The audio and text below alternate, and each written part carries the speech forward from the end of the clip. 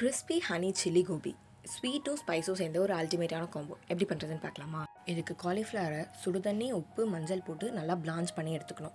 Cornflour 1/4 cup, maida 1/4 cup, salt தேவையான அளவு, black pepper 1 tablespoon, ginger garlic green chilli paste 1 tablespoon, red chilli powder 1 tablespoon, தண்ணி சேர்த்து நல்லா மாவை mix பண்ணி விட்டுட்டு பிளான்ச் பண்ணிக்கிற காலிஃப்ளவரை அது கூட கோட் ஆகிற மாதிரி மிக்ஸ் பண்ணி சூடான எண்ணெயில் பொரிச்செடுத்தா கோபி 65 ரெடி.